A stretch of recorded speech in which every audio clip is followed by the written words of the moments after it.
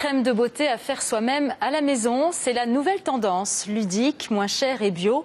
De plus en plus de femmes suivent des cours de création de produits de beauté ou de maquillage. L'occasion aussi de se retrouver entre filles et de partager un moment agréable. Sophie Mézel et Alexis Fischer. Une pincée de cumin mélangée à de la poudre de safran. Eh bien non, il ne s'agit pas plus d'épices que nous ne sommes dans un cours de cuisine. Ici l'on fabrique des crèmes, des shampoings, du maquillage, avec une minutie et un appétit gastronomique. On va ajouter la cire de candelilla, la cire de carnauba, le beurre de karité et le macérat amulé de vanille. Et chaque femme ici sait ce qu'elle vient chercher. On aime bien savoir ce qu'on mange. Là, on sait ce qu'on met sur soi. C'est pareil, donc c'est aussi une forme de plaisir. Moi, c'est mon loisir. Comme des gens feraient du sport ou un instrument de musique, je me consacre un petit temps, mon petit temps à moi, et je fabrique mes cosmétiques.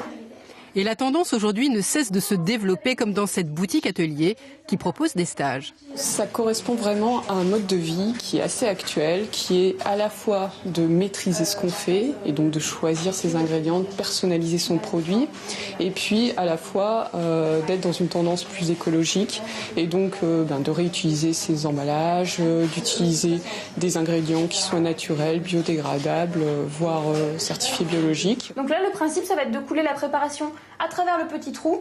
L'enjeu est aussi économique. 2 ou 3 euros pour un rouge à lèvres, 3 ou 4 pour une crème. Au moins 4 fois moins cher que dans le commerce, une fois les investissements, moules et autres fouets rentabilisés. Mais ces produits sont-ils forcément efficaces? Certains en doutent.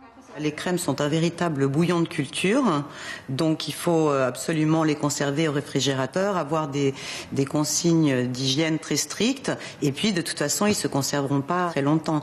Ensuite, au niveau de la pénétration cutanée, vous ne pouvez pas avoir des émulsions aussi fines que ce que vous trouvez dans le commerce, donc forcément l'efficacité sera moindre. Certaines préféreront le luxe industrialisé de ces marques qui n'ont plus à faire leurs preuves. Mais attention au porte-monnaie. Pour celles qui ont mis la main à la pâte, en revanche, le vrai luxe, c'est de choisir sa couleur. On termine.